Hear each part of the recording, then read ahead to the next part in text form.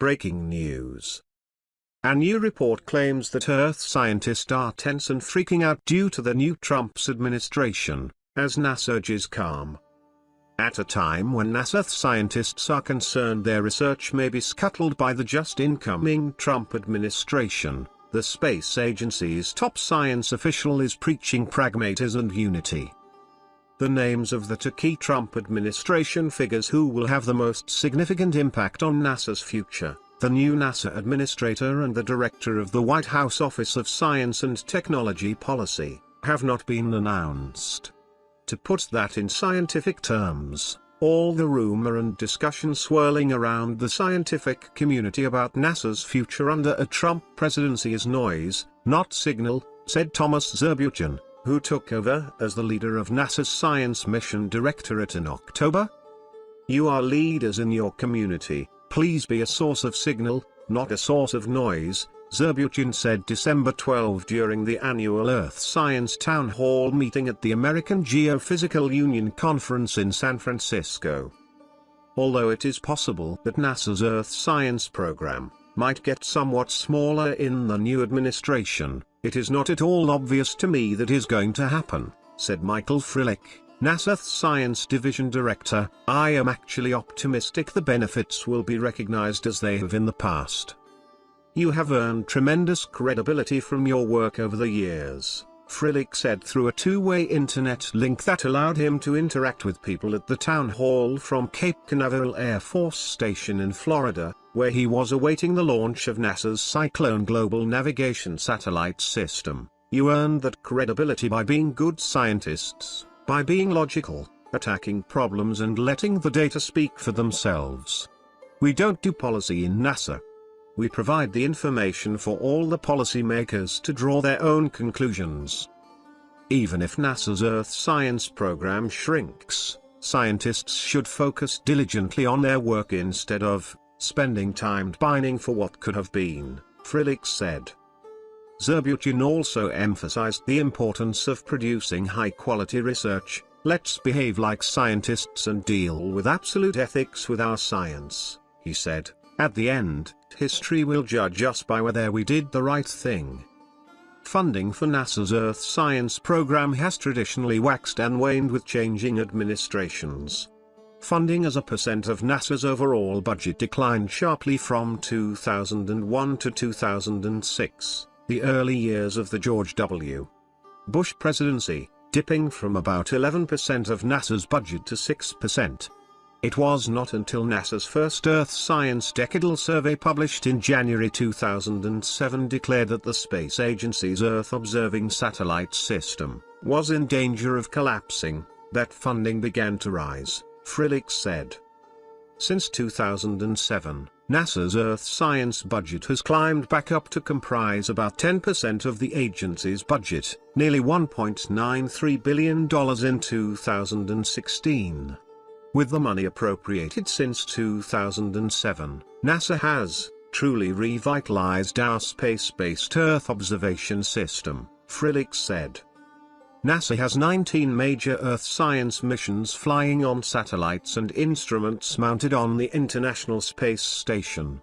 The space agency plans to launch about 20 Earth science missions between late 2016 to 2023. Including small satellites, CubeSats and space station instruments. We will continue launching several missions per year on average, Frillick said, 50 years of presidential visions for space exploration.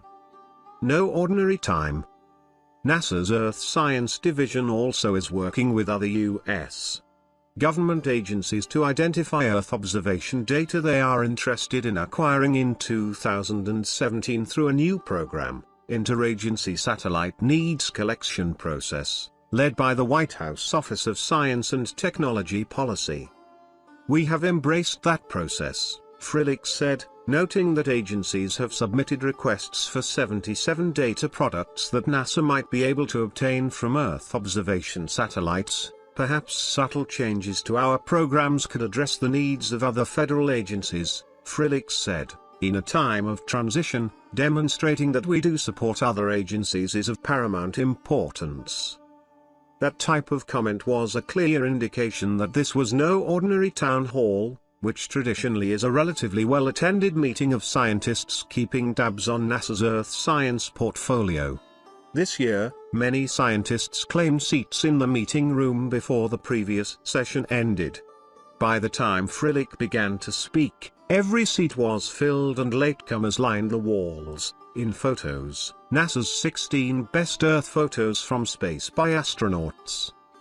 Scientists in the room clearly recognize their work could be affected by the incoming administration, which includes cabinet nominees skeptical of climate change and a space policy advisor, Robert Walker, former chairman of the U.S. House of Representatives Science Committee, who has publicly questioned the value of NASA's Earth science work. While NASA officials did not mention any names or specific threats to the future of the agency's Earth science program, Zurbuchen preached unity. United communities are a lot harder to beat, he said December 13, during NASA's Planetary Science Town Hall. Let's stick together and stick up for each other.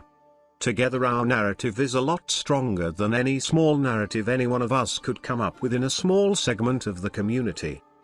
Since it is not clear how NASA programs will fare in the coming years, it is natural for scientists to feel worried, Zurbuchen said. Nevertheless, he is operating under the assumption that, when everything's said and done, we will have a community that does Earth science.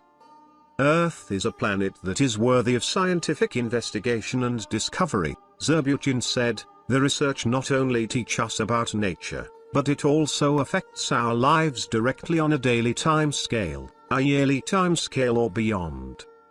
NASA's Earth science research also ties in with much of the agency's other work. When we are thinking about other planets or the early solar system, the Earth is an important part, Zurbuchen said. The instruments that we are flying elsewhere were invented to look at the Earth first.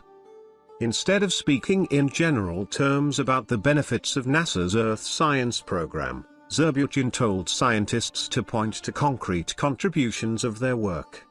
On November 29, for example, Louisiana experienced severe thunderstorms and tornadoes while wildfires broke out in Tennessee.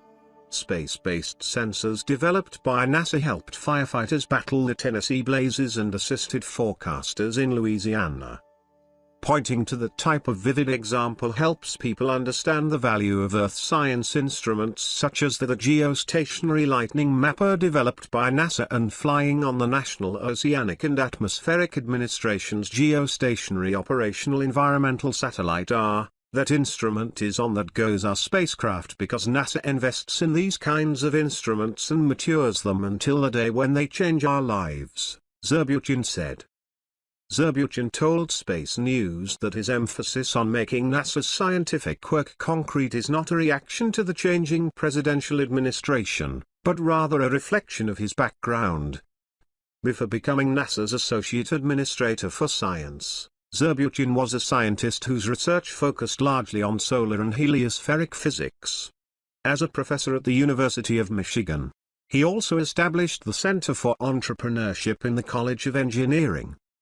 Entrepreneurs focus on solving a problem for a community in a way that changes lives, Zurbuchen said. When he looks at NASA programs, Zurbuchen said he wants to see the data showing how the agency's work is solving programs for farmers or helping other groups. That's how I look at the world, he said. Thanks, and don't forget to hit the like and subscribe.